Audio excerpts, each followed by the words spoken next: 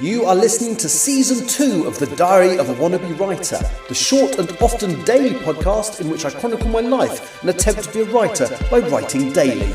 Sometimes.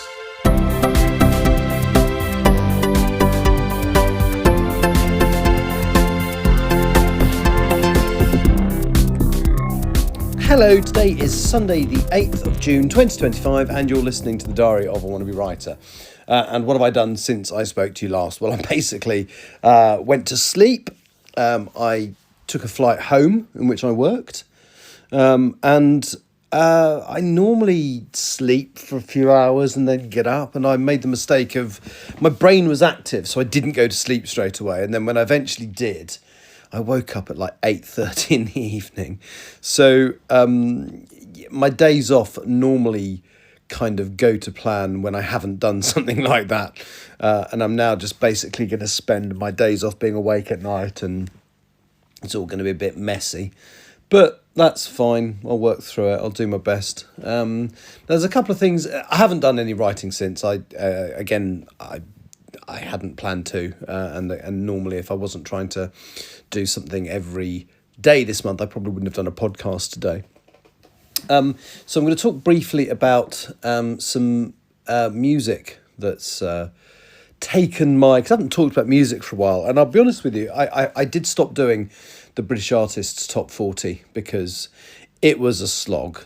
And it was getting less people listening to that than when listening to this. Now, I don't mind not very many people listening to this because I do this principally to motivate myself, and then it's a bonus if anybody listens to it. But the UK British Artists Top 40 was a lot of work, and I was really hoping it would, gain a few shares here and then. A few people would start listening to it or visiting the website or looking at the playlist.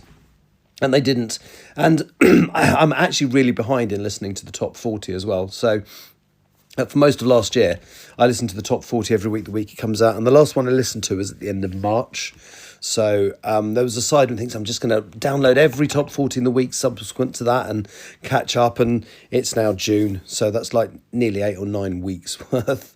June, May, April, May. Yeah. That'd be like 8 or 9 charts, so that's not going to happen. So I've listened to all of the March charts, and then I'm going to have a little break, and I'm just going to start listening again with this week's chart this week. And there's a couple of albums coming out that I'm quite looking forward to. So I feel like I've rediscovered Robbie Williams recently. I never disliked him. I always liked his stuff. And the first few albums, I think I listened to all the albums he did with Guy Chambers, and then I do remember listening to I think it's called Intensive Care, but the album that came out, the one that wasn't Guy Chambers, and it was actually really good. And I remember being aware of, I don't remember what the album was called, but the one that was produced by Trevor Horn that I can't even remember what the lead song was called. It was cracking, but then I kind of stopped listening after that. And I didn't really rediscover him until that movie came out last year, which is an autobiography, but it's got him replaced with a CGI chimp. And it's a really good, you genuinely forget that, it's called Better Man, by the way. You genuinely forget after a few minutes that you're not looking at Robbie Williams or even indeed a human being. There's like a CG animated monkey. It reminded me how good some of his songs were.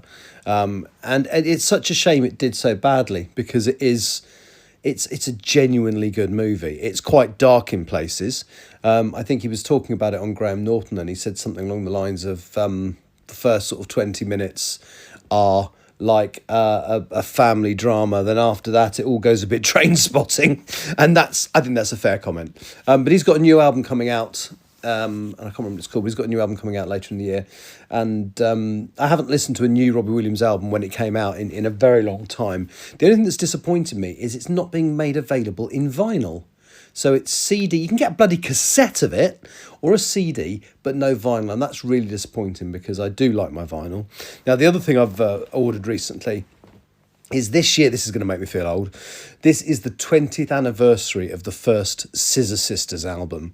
And they are releasing a remastered version next month. I think it's the 16th of July, and it's the self-titled debut album because it's called Scissor Sisters as well as being by Scissor Sisters, and it's got some amazing tracks like Take Your Mama and Laura, it's an excellent album. I think it's got a Pink Floyd cover on there. It's got Comfortably Numb. It's a cracking debut album, and I'm really looking forward to having it on vinyl. And what's quite nice is that it's actually a 2 vinyl release, so they've got a second vinyl, second album, second piece of vinyl that's got rarities like tracks that either weren't released or maybe B-sides and stuff, but it's extra material. And then if you buy it on CD as well, you get both of those 2 albums plus a third CD that's full of mixes of tracks from that era by other people. So yeah, I've pre-ordered. I'm not going to tell you which. Okay, I've ordered all of them. I've ordered the vinyl and the CD. It's strange, isn't it? Because I like the vinyl because I like listening to it, but I like having the CD because I like to be able to make my own digital copies to put onto iTunes rather than just download them from iTunes, because things can be removed from iTunes. That's happened in the past. So yeah, I've ordered those, and I think there's one other thing I've ordered, and I can't remember what it is. Oh, I know it's not.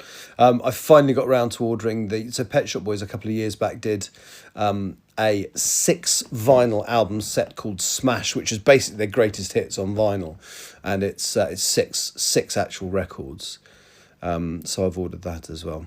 Anyway, that's me for today. Sorry there was no writing in there, but I will go back to doing some writing tomorrow. I would like to try and get a couple of chapters signed off over the next couple of days. Well, at least one.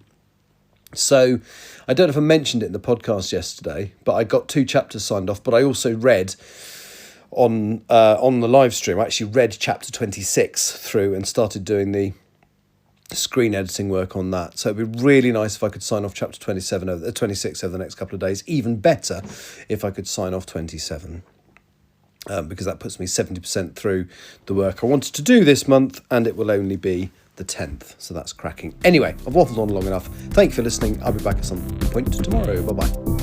You have been listening to the Diary of a Wannabe Writer. For more information about what I'm writing, go to linktr.ee/Richard Writes, capital R, capital W, where you can find details of my website and social media. I may see you there.